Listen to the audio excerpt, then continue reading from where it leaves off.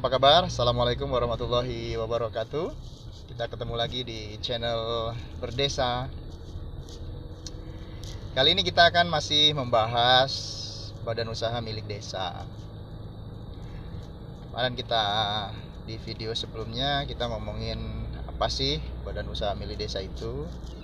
Nah, sekarang kita coba bahas lebih dalam lagi, yang lebih teknis lagi. Bentuk badan usaha milik desa itu harus seperti apa sih sebenarnya? Apakah boleh dia dalam bentuk perseroan terbatas misalkan, atau CV, atau BUMDes gitu. Jadi di dalam regulasi yang ada, dalam aturan yang ada, ya BUMDes itu ya BUMDes, badan usaha milik desa. Kepemilikannya bisa dari pemerintah desa bersama dengan kepemilikan masyarakat, boleh.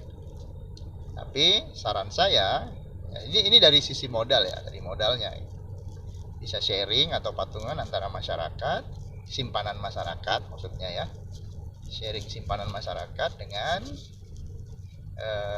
sharing dari anggaran pendapatan dan belanja desa yang dialokasikan memang untuk penyertaan modal di BUMDes. Tapi saran saya ya sebaiknya kepemilikan BUMDes itu ya mayoritas harus tetap pemerintah desa ya, karena ya lebih mudah kan nanti mengaturnya dan mengelolanya. Nah, apakah boleh bentuk perusahaan ini, bentuk badan usaha ini adalah perusahaan modern misalkan PT atau apa? Di sana BUMDes itu ya BUMDes ya, diatur melalui Undang-Undang 6 itu tadi. Nah, kalau ingin dibuat PT ya, perusahaan terbatas, atau bentuk-bentuk usaha lain ya, toko atau apa, itu di unit usahanya. Jadi misalkan BUMDes A, dia punya usaha apa gitu. Ya, misalkan dia punya usaha pengelolaan air minum atau pembuatan kapal atau apa. Nah, unit usahanya inilah bisa dalam bentuk perusahaan profesional. Atau bahkan hanya toko saja, tidak usah perusahaan dalam bentuk perusahaan modern juga nggak masalah. Jadi nantinya BUMDes ini bisa menjadi holding dari banyak perusahaan. Itu harapannya sebenarnya. Jadi banyak usaha-usaha di bawah atau yang dimiliki oleh BUMDes tersebut. Jadi BUMDes ini merupakan induknya, induk usahanya. Jadi BUMDes ya tetap harus BUMDes, bentuknya tidak bisa yang lain. Tetapi dia bisa membentuk unit-unit usaha dalam bentuk perusahaan-perusahaan profesional. Itu diperbolehkan. Jadi dengan diperbolehkannya seperti itu, BUMDes relatif bisa menghadapi tantangan ke depan. Itu harapannya. Misalkan unit usaha yang dia bentuk itu akan melakukan kerjasama dengan pihak-pihak tertentu atau pihak ketiga, di mana pihak ketiga tersebut membutuhkan kerjasama dengan perusahaan yang bentuknya harus perusahaan profesional, misalkan harus dengan PT. Misalkan gini, BUMDes penyedia jasa, penyedia tenaga kerja security misalkan atau apalah. Kemudian usernya, pihak ketiga yang ingin memakai jasa kita, mensyaratkan agar perusahaan penyedianya itu harus dalam bentuk PT, perusahaan profesional, ya nggak masalah. Jadi kita bisa bikin PT-nya. Jadi relatif bisa menghadapi tantangan ke depan. Jadi BUMDes itu sifatnya fleksibel. Tapi BUMDesnya memang harus BUMDes, punyanya badan usaha milik desa itu. Tapi unitnya lah yang bisa bentuknya macam-macam sesuai dengan kebutuhan bisnisnya. Ya kalau memang semuanya bisa berjalan ideal, ini sebenarnya luar biasa.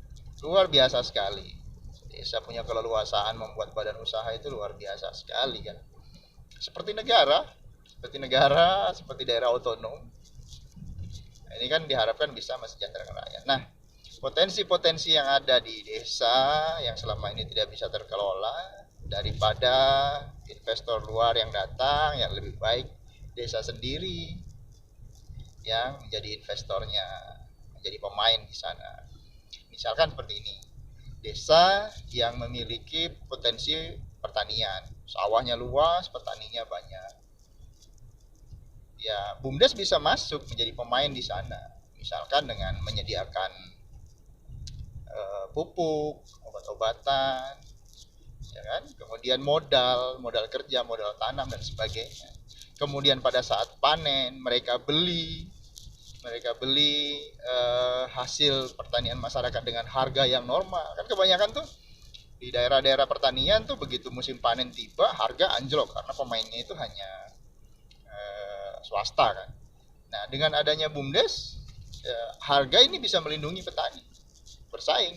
Dia beli ke petani dengan harga yang normal, kemudian dia packaging, dia ambil margin keuntungan, dia jual walaupun tipis, dia dapat keuntungan, tapi dia melindungi masyarakatnya dari permainan para tengkulak dan sebagainya.